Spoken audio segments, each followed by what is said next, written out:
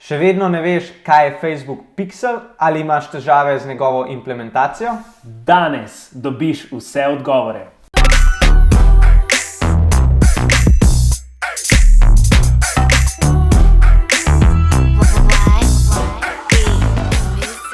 Dober dan, dobrodošel, dobrodošla v novi oddaji Point Out Weekly. Danes je na sporedu 55. oddaja in z Zoranom bova govorila o tem, kaj je Facebook Pixel in kako ga nastaviti. Za vse dodatne informacije, linke, ki jih bova omenjala v tej oddaji, si lahko celotno zadevo prebereš tudi na našem blogu in sicer pointout.si/weekly55. Prav tako pa lahko oddajo poslušaš tudi na različnih agregatorjih podcastov, kot naprimer iTunes, SoundCloud in tako naprej. Tako da najbolj Zoran, da kar greva v oddajo. Dajva samo še en link do prejšnje oddaje, to je bila 54. 5 trikov za povečanje konverzij v e-pošti, tako da zdaj pa res v oddajo. Govoriva o Facebook Pixelu, pa dajva za začetek povedati, kaj to sploh je. To je pravzaprav orodje za merjenje uspešnosti oglaševalskih kampanj na Facebooku. V osnovi relativno podobno z tega tehničnega vidika Google Analytics kodi, se pravi gre za nek delček kode, ki ga integriramo oziroma vstavimo v kodo naše spletne strani. Tako, in ko to kodo vstavimo na spletno stran, potem lahko preko Facebooka spremljamo interakcije, ki se dogajajo na naši spletni strani, seveda v povezavi s Facebookom. Se pravi, če imamo na našem Facebooku nek oglas in ljudje pridejo na našo stran in naredijo neko konverzijo, za katero se preodločimo, katera leto bo, se vse to zabeleži potem v oglaševalski platformi na Facebooku. Dajva kar en primer. Naprimer, če nekdo obišče tvojo spletno stran in na njej upravi nek nakup, potem ta koda sporoči Facebooku, da se je ustvarila konverzija. Se pravi, da je on naredil neko dejanje, ki smo ga tudi od njega želeli. In ko uporabniki naredijo dovolj teh nekih dejanj, nekih konverzij, običajno jih je potrebno vsaj 100, potem Facebook lahko tudi optimizira vaše kampanje, zato ker ima že toliko podatkov, kdo so tisti ljudje, ki so dejansko upravili to konverzijo, katero smo mi od njih pač želeli. In s tem je tudi potem bolj uspešen pri nekako targetiranju tistih ključnih ljudi, katere pač targetiramo z našimi Facebook kampanjami.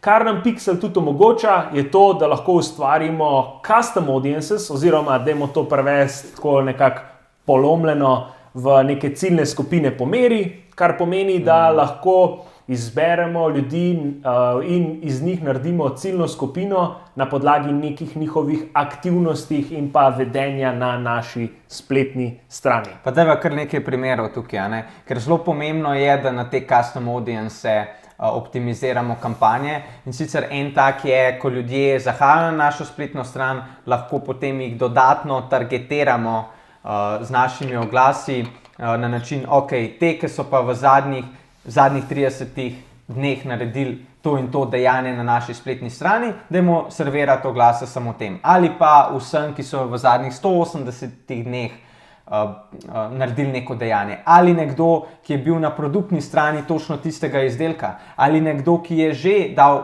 izdelek, če imamo spletno trgovino, v košarico, ampak ni opravil nakupa. Se pravi, vse te ljudi lahko targetiramo preko Facebook Pixela, ker nam Facebook Pixel daje tiste zadostne informacije, kje v marketinškem lijaku se pa nahaja ta naša oseba.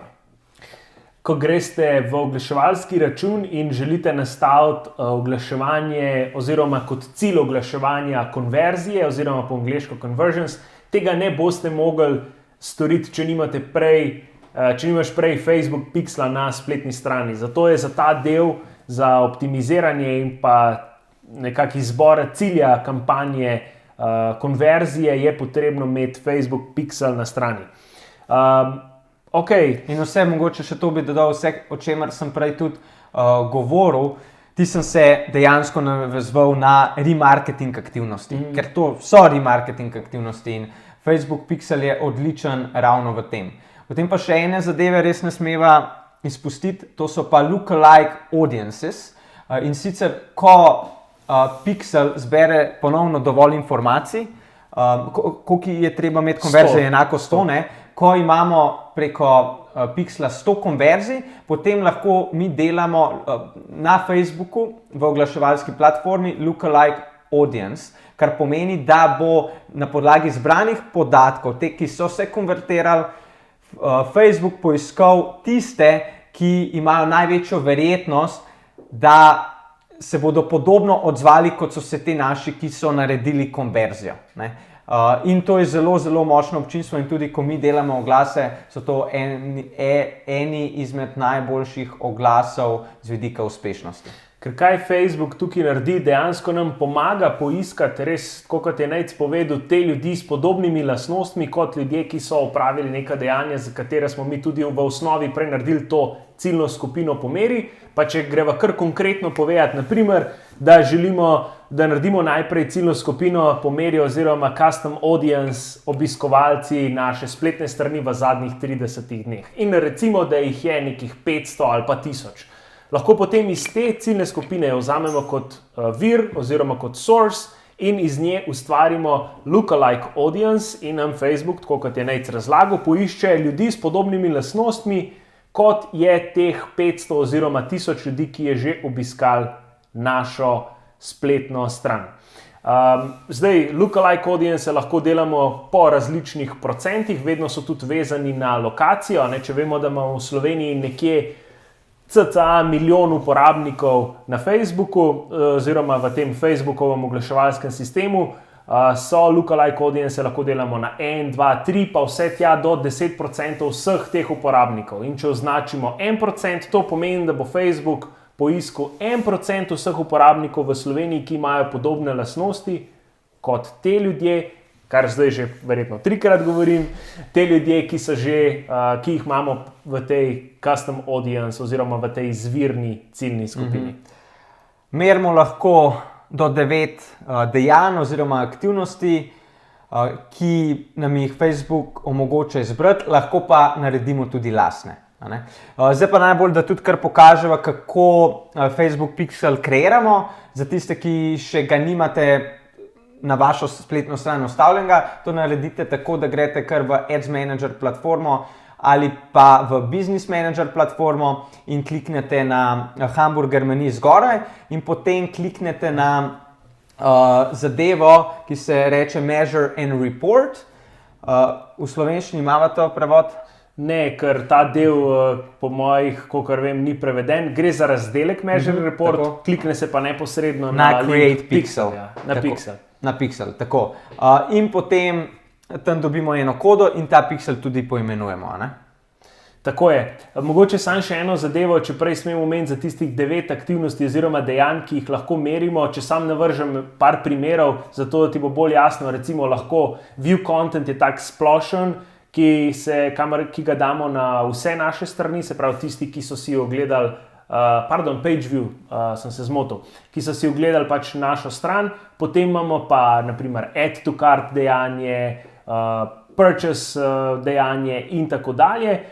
In kar je tudi zelo pomembno za tiste napredne, lahko tudi pošiljamo informacijo skozi Pixel o specifičnih produktih, vrednosti teh produktov, vrednosti nakupa in tako dalje in lahko kasneje tudi delamo potem ciljne skupine, naprimer vsi tisti, ki so na naši spletni strani porabili oziroma zapravili več kot naprimer 500 € v zadnjih 30 dneh in jih na ta način se pravi ustvarimo novo ciljno skupino in jih retargetiramo, ali pa tisti, ki so pravili 3 ali več nakupov in tako dalje. In še ena zadeva, zakaj je to pomembno, ker lahko delamo na tem dinamičnem retargetingu. Če znamo pošiljati informacije oziroma na pravilen način nam nastavijo programeri, če bom tako rekel, da se pošiljajo vse te informacije o količini nakupa, o katerih produktih, oziroma predvsem o obisku spletne strani in kater produkt specifično je uporabnik gledal, ga lahko potem z retargetom ukažemo točno ta določen produkt. In zdaj tudi veš, kako to počne Amazon in vsi ostali veliki spletni trgovci. Okay, če pa jaz nadaljujem od tistega naprej, ko Pixel poimenujemo, je pa naslednja faza, da seveda ta Pixel ustavimo na spletno stran.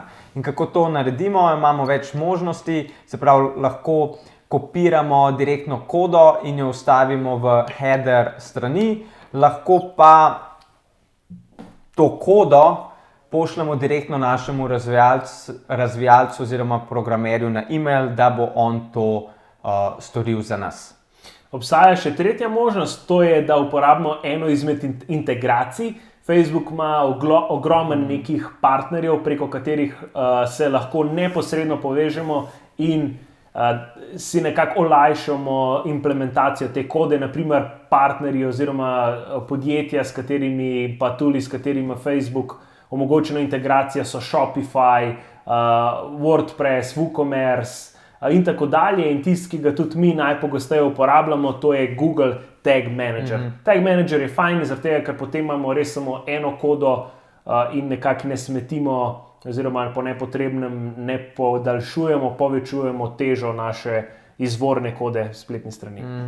Ok, potem pa v drugem koraku še izberemo, po kakšnem dejanju se bo Facebook Pixel sprožil.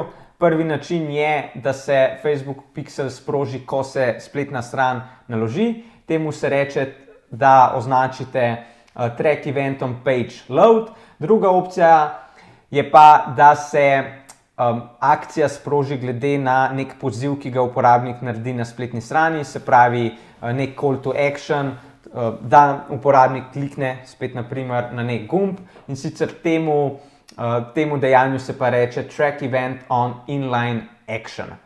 Tako da potem zatem je pa še zelo pomemben tretji korak, ko prve dva koraka naredimo, ko imamo Facebook Pixel na naši spletni strani in izbrana vsa dejanja, je pa da preverimo, ali ta naš Facebook Pixel sploh deluje. To pa naredimo preko Chrome plugina in sicer Pixel Helper. Ja, ta plugin nam omogoča, da res preverimo, če se je naš Pixel naložil, če se je naložil pravilno in katera dejanja so se sprožila.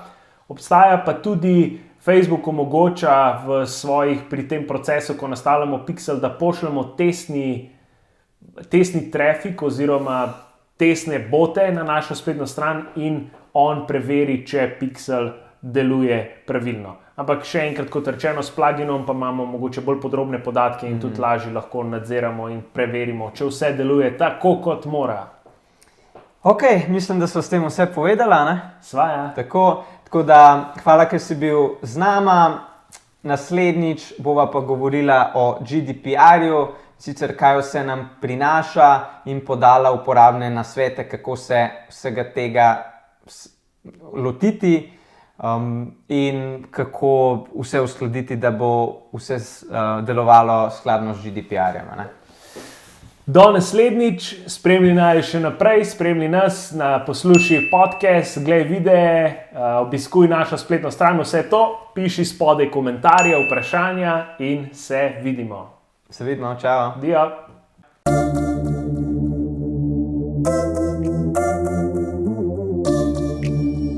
Why be